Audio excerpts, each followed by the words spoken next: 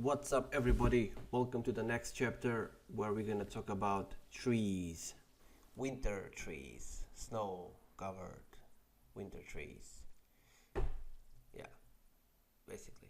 So, um, I had a couple of ideas how can I make this happen, and I figured the easiest solution would be to just create a paint effect stroke of one of the you know winter type trees and just modify it, and then for the type of snow, I wanted to do something very stylized, so I did some digging online and I stumbled upon a little short film that the guys from Blue Zoo UK created.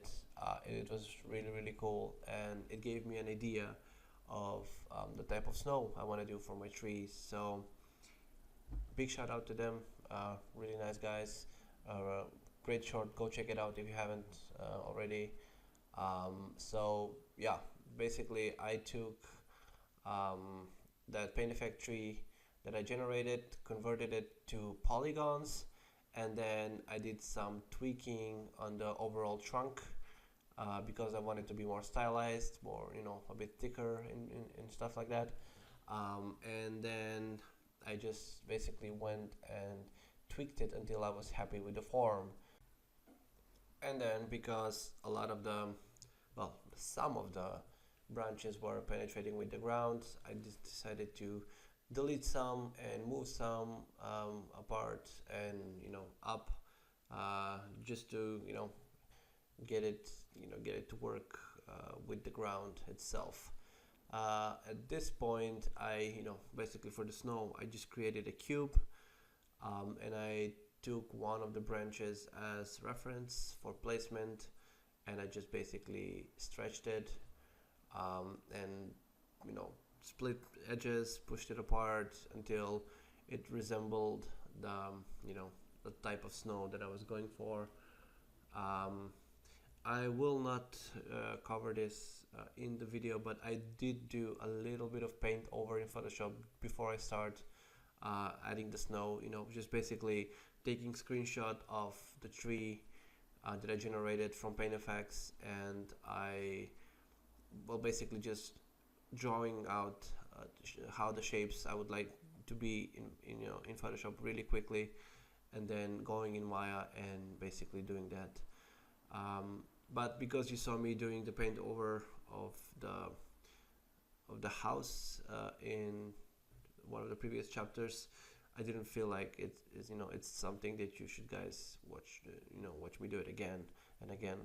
So yeah, I'm gonna you know I'm gonna show a little bit of this process, and then I will probably skip ahead, because once I do one of these guys, I will just basically duplicate them and move them around to match all the other branches. And then if some of the branches are smaller, I will just scale them, um, add more points, and that kind of stuff to basically represent the snow, fitting of the snow on that branch a bit better. So here we are, tweaking out, finalizing the shape of the first part. As you can see, this is uh, this is basically the same thing that I did with everything else in this project, which is reusing as much as possible, to get it done on time, because there's a lot of factors that contribute to the final look of the whole scene.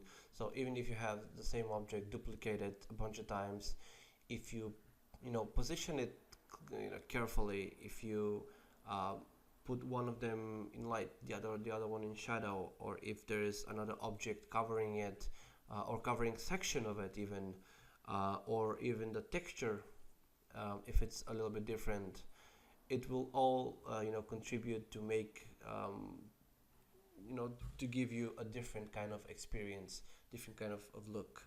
So basically showing how to do one of these stuff, one of these objects, you pretty much get the knowledge of how everything was done.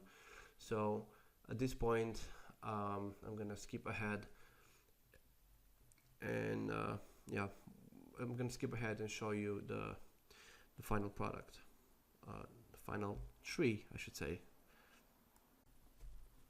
And with the miracles of editing, we are done placing the snow on the trees. Everything now left is to do some little bit tweaking, combine all the pieces in one, separate the geometry with shaders so I can assign different textures later, and we're pretty much done. So in the next video we're gonna go place duplicates of these trees. I'm gonna model some other objects off screen, and we're gonna do a scene assembly, and we're gonna have a lot of fun. Hope you guys enjoyed these videos, and I'll see you in the next one.